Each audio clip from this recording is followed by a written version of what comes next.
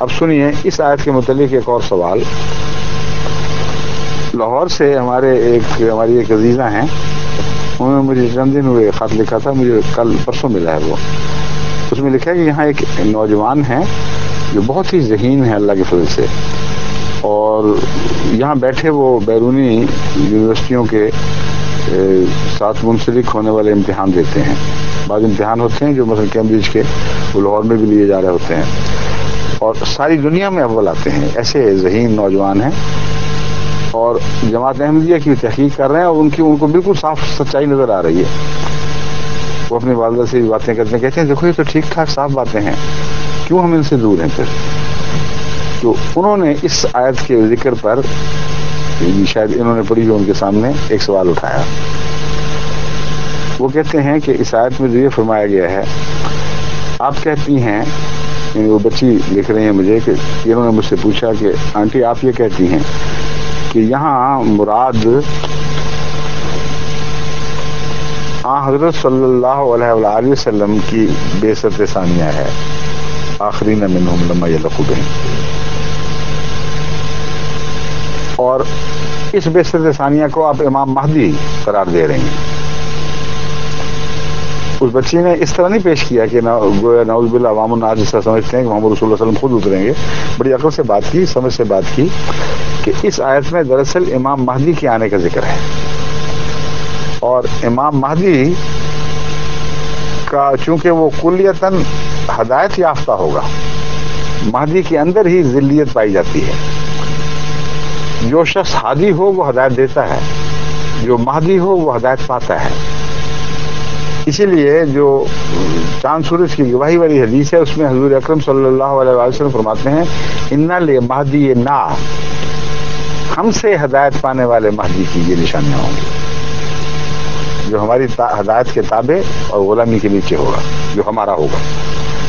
تو انہوں نے بڑی ذہانت سے اس کے سوال کے جواب میں، اس بچے کے پہلے ایک سوال کے جواب میں یہ کہا کہ قرآن کریم کی یہ آیت ہے جو مجھے دکھائی دے رہی ہے جس میں مہدی کا ذکر ہے. تو انہوں نے اس پر تعجب کیا، انہوں نے کہا کہ اس بات کی کچھ وضاحت ہو کہ وہ کون لوگ، کس طرح ذکر ہوا آخرین منہم لما یلحقوا بہم سے. تو کہتے ہیں ہم تو یہی سمجھتے ہیں اور ہمیں یہی سمجھایا جاتا ہے کہ مراد یہ ہے کہ حضرت محمد رسول اللہ ہی اولین کی طرف بھی مبعوث ہیں اور آخرین کی طرف بھی مبعوث ہیں، یعنی کوئی نیا نازل نہیں ہوگا. یہ تھا سوال اس بچے کا بالآخر. میں بحث کا پس منظر آپ کو دکھا دیا ہے، اب میں آپ کو اس کے متعلق سمجھاتا ہوں. بعض علماء آج کل اس آیت کے مضمون سے بچنے کے لیے یہی معنی پیش کرتے ہیں کہ سیدھی ساری بات ہے، اول کا بھی رسول آخر کا بھی رسول، بیچ میں لما یلحقوا بہم کی کیا بحث آئی، وہ ابھی تک ملے نہیں. اور یہ کیا ہوا کہ جو بیچ کے سارے بزرگ تھے سارے غائب، ان کی طرف مبعوث نہیں تھے. آپ تو اولین کی طرف بھی مبعوث، آخرین کی طرف مبعوث، اور قیامت تک آنے والے سب کی طرف مبعوث. تو آخرین کی جو بحث یہاں اٹھائی گئی ہے اس کا یہ مطلب ہرگز نہیں ہے کہ یہی وہ رسول ہے جو اول کی طرف منسوب کے رسول ہے اور آخر کی طرف رسول ہے. آپ تو تمام جہانوں کے رسول ہیں.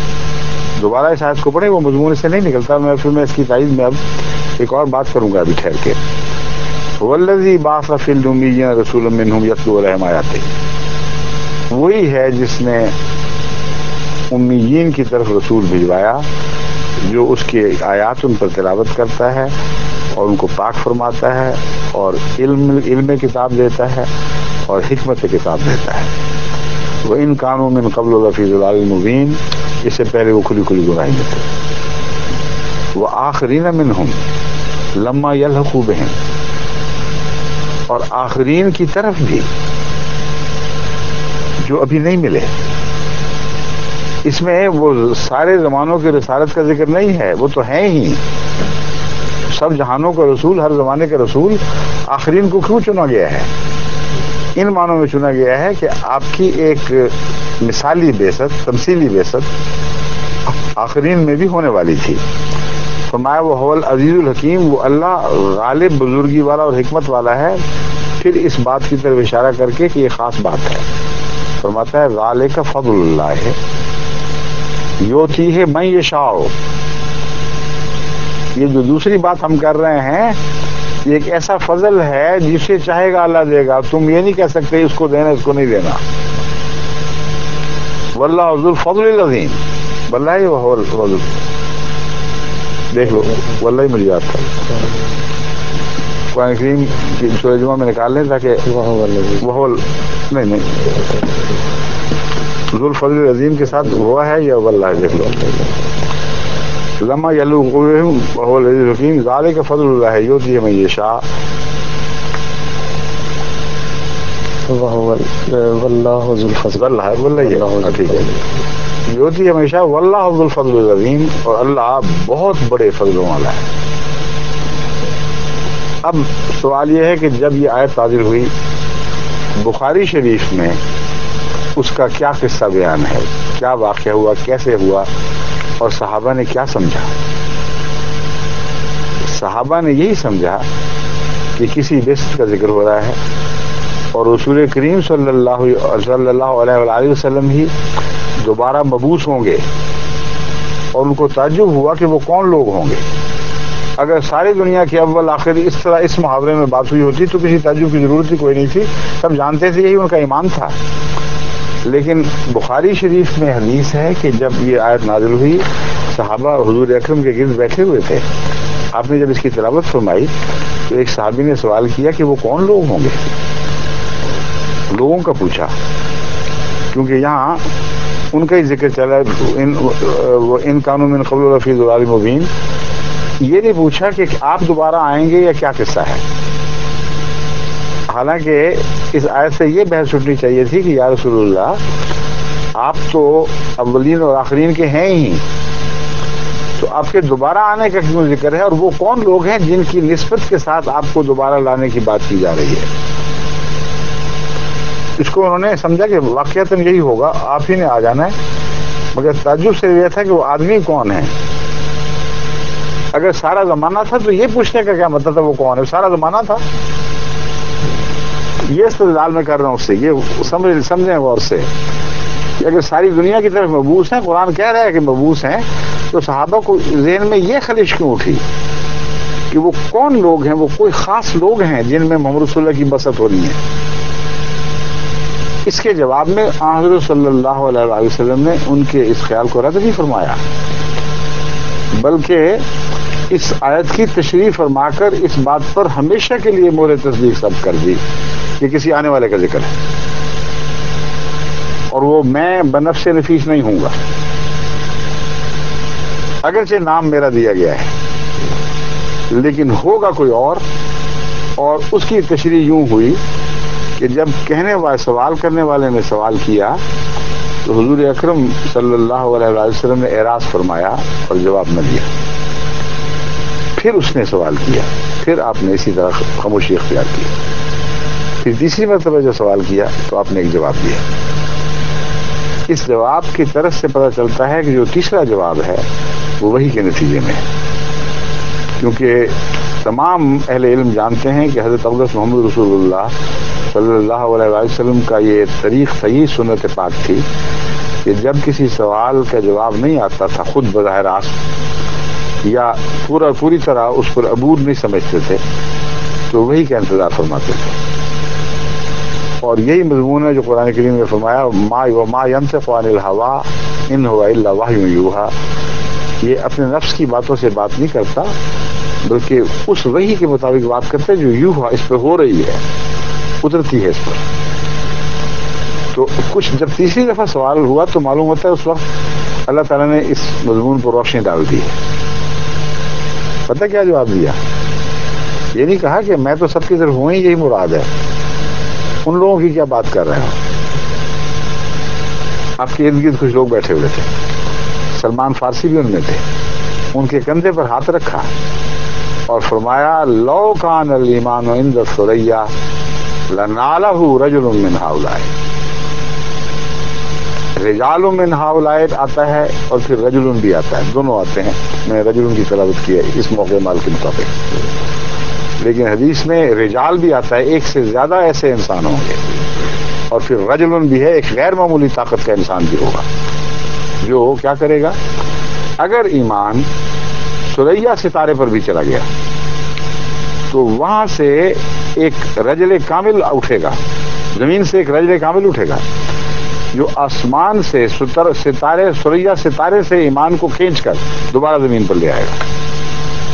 اور رجال کے معنی یہ ہوں گے کہ پھر وہ اور اس کے ساتھی، جیسے فرمایا محمد رسول اللہ والذین معہ، اس کے ساتھ اور بھی ایسے ہوں گے خدمت کرنے والے جو ایمان کو تقویت دینے والے ہوں گے، جو آسمان سے ایمان کھینچ کر زمین پر اتارنے والے ہوں گے۔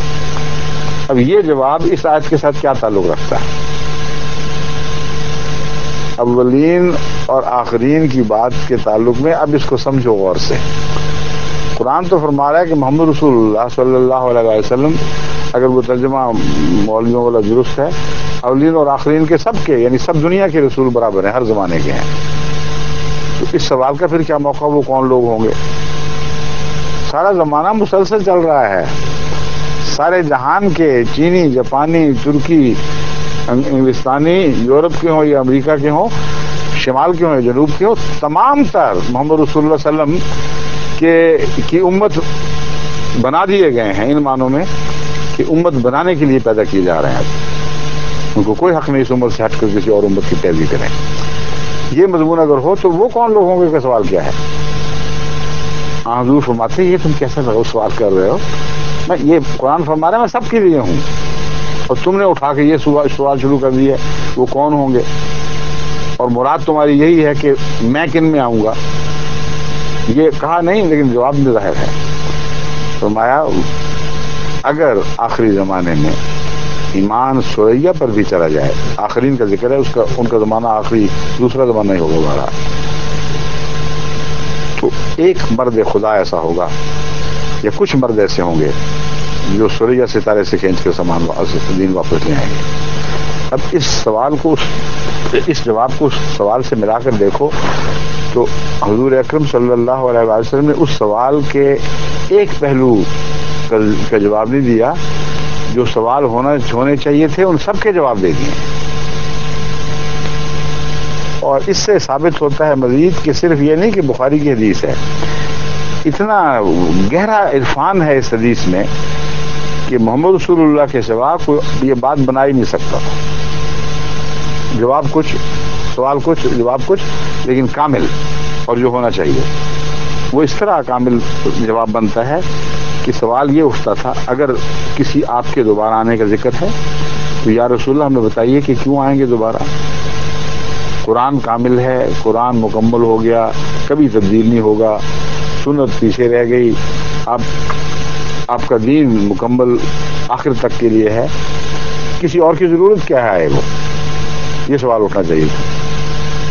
پھر سوال اٹھنا چاہیے تھا کہ اگر کسی نے آنا ہی ہے تو پھر ایسا کہ قرآن فرماتا ہے محمد دوبارہ نازل ہوگا گویا، تو واقعتاً آپ ہی ہوں گے یا آپ سے ملتا جلتا کوئی وجود ہوگا، ایک کیا چیز ہوگا؟ کچھ یہ بھی تو بتایا گیا ہے۔ پھر سوال اٹھ سکتا تھا کہ پہلے تو عربوں میں سے آئے تھے آپ، آنے والا وہ عربوں میں ہی میں سے ہوگا یا کوئی غیر عربوں میں سے، اجمیوں میں سے ہوگا؟ تو پھر یہ سوال اٹھ سکتا تھا کہ آپ ہدایت جب لے آئے ہیں تو اس ہدایت کے ہوتے ہوئے کسی اور ہدایت کی کیا ضرورت ہے؟ کیا وہ نئی ہدایت لائے گا؟ اس کا بھی جواب ملنا چاہیے تھا۔ ہاں حضرت صلی اللہ علیہ وسلم کے جواب میں دیکھ لیجئے سارے جواب موجود ہیں۔ ہاں، اور کتنی دور بعد آئے گا؟ وہ عنقریب آ کر ملنے والے ہیں ہم سے یا بہت دور کے لوگ ہیں جن کی بات ہو رہی ہے؟ اب سنیے جواب، سارے جواب ہیں۔ فرمایا دیکھو کتاب کامل ہے، میں کامل ہوں، مگر حقیقت یہ ہے کہ کتابوں کے ہوتے ہوئے بھی ایمان اٹھ جایا کرتے ہیں، جیسا کہ آپ کی حدیث سے ثابت ہے، دوسری حدیث سے سیاتی علی الناس زمان لا یبقى من الاسلام الا اسمه ولا يبقى من القرآن الا رسمه۔ اسی دردناک حقیقت کی طرف اشارہ فرما رہے ہیں کہ اس بات میں تم کسی غلط ذوم میں نہ بیٹھے رہنا کہ کتاب موجود ہے اس لیے ہمارے ایمان بھی درست ہے۔ ایمان کی درستی دل کے یعنی گویا ان کا پڑھنا نہ پڑھنے کے برابر ہے. ان کی تلاوت گویا کہ کوئی حیثیت نہیں رکھتی، کیونکہ ان کو سمجھ کچھ نہیں آتی، ان کے دلوں میں نہیں ڈوبتی، ان کے اعمال میں پاک تبدیلیاں نہیں پیدا کرتی. یہ مضمون ہے. تو اسی کی طرف اشارہ ہے. تو جب جس کو اسلام نام کا ہو، جس کا قرآن صرف تحریر کے لیے رہ جائے، اس کو نور خدا اور ایمان کہاں سے نصیب ہوگا؟ فرمایا ایسا زمانہ آنے والا ہے. جب وہ زمانہ آئے گا تو آنے والا چاہیے، کیونکہ میں موجود، میری کتاب موجود، میں ایک زندہ نبی، اپنی برکتوں کے لحاظ سے، اپنے فیوز کے لحاظ سے، ان سب باتوں کے ہوتے ہوئے جب دنیا ایمان سے پھر جائے گی تو کوئی آئے گا تو واپس آئے گی. بہت گہرا حکمت کا کلام ہے. فرماتے ہیں کہ تم جو مجھے دیکھ رہے ہو، میری موجودگی کی وجہ سے تم میں سب نور ہے. میرا فیض جاری رہے گا، لیکن اگر میں ذاتی طور پر تربیت خود نہ کر رہا ہوں تو میرے سے زمانہ جتنا دور ہٹے گا اتنا ہی اس میں خرابیاں پیدا ہوں گی. اسی لیے مجدد کی پیشگوئی فرمائی کہ ہر صدی کے سر پہ مجدد آئیں گے. لیکن یہ جو آخری ہے جس کی بات فرما رہے ہیں، کہتے ہیں وہ بہت عظیم شان مجدد ہوگا. وہ ایسا ہوگا کہ گویا اس زمانے میں ایمان ہی اٹھ چکا ہے اور وہ آسمان سے باتیں کرتا ہوگا، وہ آسمان سے ایمان کو کھینچ کے واپس لائے گا. اس لیے اس کو یہ نام دیا گیا ہے، یہ مراد ہے. اور زمانہ بھی بتا دیا، کیونکہ یہ وہم و گمان بھی نہیں کیا جا سکتا کہ آن حضور صلی اللہ علیہ وآلہ وسلم کے وصال کے مان بعد ایسا اندھیرا چھا جائے کہ روشنی کی کوئی رمق دکھائی نہ دے. اس نقشے کے مطابق بڑا اندھیرا ہے. تو ایسا ہوگا، اس وقت آئے گا جب کہ ایمان سریا پر جا چکا ہوگا، زمین کے پاس ہی نہیں بیٹھا ہوگا. یعنی آسمانی نور آسمان کی طرف اٹھ جائے گا، وہ اسے اتار کر واپس لائے گا. تو بہت دیر کی بات ہے، دور کے زمانے کی بات ہو رہی ہے. تو آخرین سے مراد وہ دوسرے لوگ، وہ دوسری قوم جو بہت بعد میں آنے والی ہے. یہ بیان فرمانے کے بعد ایک سوال حل طرف رہ جاتا تھا، یا رسول اللہ یہ تو سمجھ آ گئی کہ آنے والا ایک ہے، کہ ایک سے زیادہ وجود ہیں جن کا ذکر اس آیت میں مل رہا ہے، وہ بعد کے لوگ ہیں جو ہم سے نہیں ملے. مگر یہ فرمائیے کہ وہ عربوں میں ہی ہم سے ہوں گے یا اور ہوں گے کچھ؟ سارے عرب تھے بیٹھے ہوئے. ایک غیر عرب کا کندھا تھا جو سلمان فارسی کا تھا. آپ کا دست مبارک اس غیر عرب کندھے پر پڑتا ہے اور فرماتے ہیں کہ لَنَالَهُ رَجُلٌ مِّنْ هَٰؤُلَاءِ، ان لوگوں میں سے، یعنی غیر عربوں میں سے، اجمیوں میں سے وہ وجود ہوگا. اہل فارس بھی ترجمہ کیا جاتا ہے اس کا، اس کو کوئی غلط کہنے کا حق نہیں رکھتا، مگر میں اسے زیادہ وسیع تقسیم میں دیکھ رہا ہوں. ایک طرف عرب ہیں جن کو خدا نے ساری دنیا کی سب سے بڑی نعمت عطا کر دی، سارے زمانوں کی، اور سب سے بڑا فضل عطا فرما دیا. اب باقی دنیا کو خدا ہمیشہ محروم ہی رکھے گا یا غلام باہر سے پیدا کر دے گا؟ اگر اسے صرف اہل فارس کی طرف منسوب کرو، اس کی طرف، ان کی طرف منسوب کرنے کی وجوہات موجود ہیں، مگر بعض دفعہ ایک تفسیر کے علاوہ اور بھی تفسیریں ہوتی ہیں. میرے نزدیک اس اہل فارس میں سے پیدا کرنے کی وجہ یہ نہیں ہے کہ صرف فارس کی کوئی عزت ہے یا ایران کی عزت ہے. اس کا ایک وسیع تر مفہوم یہ ہے کہ اہل فارس میں پیدا کر کے میں نے عجم کا شکوہ بھی دور کر دیا کہ وہ خدا جو دوبارہ انعام کرنے والا ہے وہ صرف عرب کے ساتھ محدود نہیں رکھے گا. اور اس مضمون کی تائید قرآن کریم کی اس آیت کا آخری ٹکڑا کرتا ہے، ذالک فضل اللہ یؤتیہ من یشاء واللہ ذو الفضل العظیم. یہ اللہ کا فضل ہے، جسے چاہتا ہے دیتا ہے، جسے چاہے گا دے گا، کوئی نہیں جو اس کے ہاتھ میں ہو سکے. تو عجم کی پیشگوئی اگر نہ ہوتی تو سلمان فارسی کے سوا کوئی عرب کندھا وہاں موجود نہیں تھا، سارے وہی تھے. اتنی واضح پیشگوئی ہے. اب رہا سوال کہ اسے امام مہدی کو نہ فرمایا. محمد اور مہدی میں صرف یہ فرق ہے کہ ایک آقا اور دوسرا کامل غلام، ایک استاد اور دوسرا کامل شاگرد، ایک وہ جس نے خدا سے فیض پایا اور ایک وہ جس نے محمد رسول اللہ سے سب کچھ سیکھا جو خدا کا دیا ہوا تھا۔ تو ان معنوں میں مہدی کے سوا کوئی اور ترجمہ اس کا ہو ہی نہیں سکتا، اس لیے اس بچی نے جو ترجمہ کیا بالکل درست کیا ہے۔ وجہ یہ ہے کہ حدیثوں میں تو امام مہدی کا ذکر ملتا ہے اور مسیح کا ذکر ملتا ہے۔ اگر یہ ذکر ان دو کے علاوہ ہے تو تیسرا کون ہے؟ پھر ہو ہی نہیں سکتا، عقلاً ناممکن ہے۔ صرف یہی اعتراض حل نہیں ہوتا، ایک اور بھی حل ہو جاتا ہے، کیونکہ حدیث لوگ پوچھتے ہیں کہ قرآن میں کہاں ذکر ہے مہدی کا۔ اس ذہین بچے کو شاید یہ بھی خیال آئے، اسی لیے پوچھا بھی ہوگا تمہیں، قرآن میں کہاں ذکر ہے؟ تو قرآن میں ذکر ہے اور یہاں ہے، اور اگر یہاں نہیں ہے تو پھر ایک اور شخص کا ذکر ہے۔ دو نام تو ابھی ہضم نہیں ہو رہا تم لوگوں کو، وہ تو ایک فتنہ بنا ہوا ہے، ایک تیسرا بھی لا کھڑا کرو گے ساتھ، پھر بتاؤ کون ہے، کہاں ہے، اس کی علامتیں کہاں ہیں۔ اور یہ عجیب بات ہے کہ قرآن میں کھلم کھلا ذکر ایک حدیث روشنی ڈال رہی ہے کہ بہت بڑا وجود آنے والا ہے، اور ساری حدیثیں اس کے ذکر سے خاموش ہیں، اس کی علامتیں نہیں بتاتی۔ اس لیے دراصل حضرت امام مہدی کی جو پیشگوئی ہے اس کا اسی آیت کریمہ سے تعلق ہے، اسی کی آیت کے اندر اس کی بنیادیں ہیں، اور اللہ تعالیٰ کے فضل کے ساتھ آپ دیکھیں گے کہ اسی انشاءاللہ تعالیٰ آہستہ آہستہ دنیا پہ کھلتا چلا جائے گا۔ اب تو ترقی اور فتح کے دن قریب آ چکے ہیں، ان کی قدموں کی چاپ دنیا سن رہی ہے، یہ باتیں تو پھیلنی ہیں۔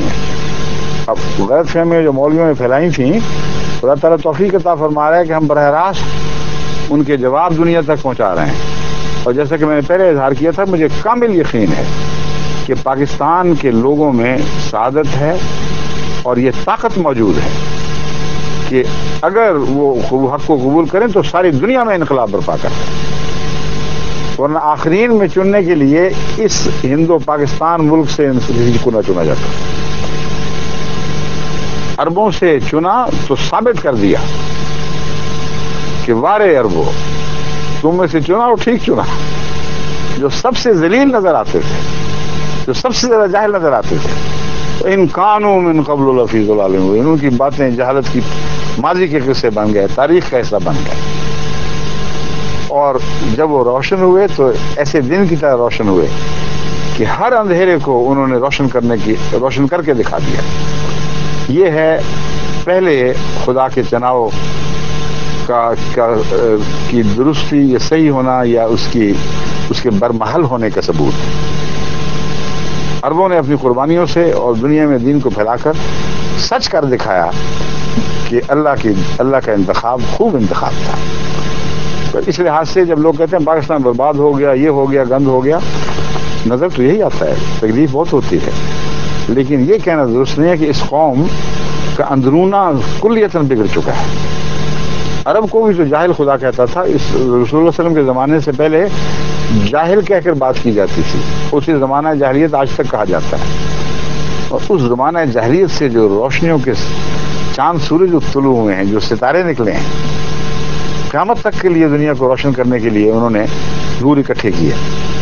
تو اللہ تعالیٰ نے جب دوبارہ کسی قوم کو اپنے فضلوں کے لیے چنا ہے تو میں تصور بھی نہیں کر سکتا کہ ان کے متعلق یہ کیسے سوچوں کہ ان کا باطن اندر تک گندا اور وہ اس قابل ہی نہیں ہے کہ نور ہدایت کو سمجھیں۔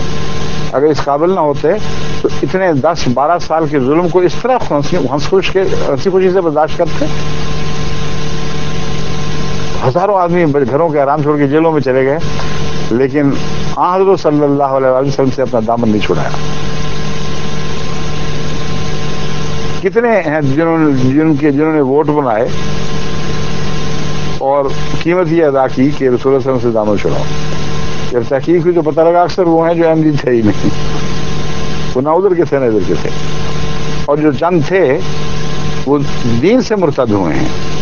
ان کا احمدیت سے کیا تعلق؟ انہوں نے تو یہ لکھ دیا، دستخط کر دیے کہ ہم وہ ہیں جن کا کلمہ شہادت سے کوئی تعلق نہیں، وہی بات ختم ہو گئی۔ جب کلمہ شہادت سے تعلق توڑا تو جڑیں اکھیڑ دی تو درخت کا کون سا باقی رہا ہے پھر؟ اس لیے میں سمجھا رہا ہوں کہ جماعت احمدیہ نے تو ترقی کرنی کو روک نہیں سکتا، کیونکہ مادہ خدا نے وہ چنا ہے جس میں عظیم قربانیوں کی صلاحیت موجود ہے، جس میں پھیلنے کی صلاحیت موجود ہے، جس میں پیغام کی خاطر سب کچھ فدا کرنے کی صلاحیت موجود ہے۔ مغرب میں آتے ہیں تو ان کے رنگ میں رنگین ہونے کی بجائے یہاں صوفیاء پیدا ہو رہے ہیں، اللہ کے بندے ایسے غلام جو دن رات اپنا سب کچھ اسلام پر خرچ کر رہے ہیں۔ مجھے ابھی کل ہی ایک خط ملا ایک نوجوان کا کہ میں نے بیعت کی ہے، بوسنین نے لکھا مجھے خط، کہتا ہے میں نے بیعت کی ہے لیکن میں آپ کو بتا دینا چاہتا ہوں کہ کیوں کی ہے۔ کہتا ہے میں نے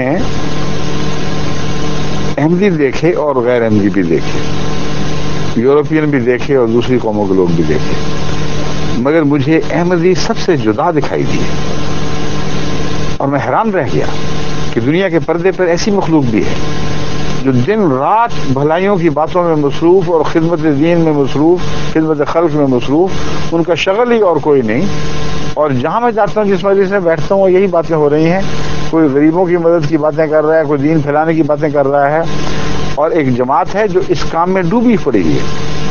وہ کہتے ہیں مجھے نہیں پتا مولوی کا اسلام کا تصور، وہ لکھتے ہیں کہ میرا تصور وہی ہے جو تم ہو، بس مجھے کسی دلیل کی ضرورت نہیں ہے، میں نے احمدیوں کو زندہ اسلام کے طور پر دیکھ لیا ہے، اور یہ اکثر جن کی باتیں کریں وہ پاکستانی ہیں، جو نام لکھے ہیں وہ سارے پاکستانی تھے، پہلے پاکستانی پھر جرمن ہو گئے یا انگلستانی ہو گئے، ان سب کو ذکر کر کے وہ بتاتا ہے، کچھ انگلستان کے نوجوان ہیں، کچھ جرمن سے جانے والے، جرمنی سے جانے والے ہوں گے۔ تو اب میں یہ بتاتا ہوں کہ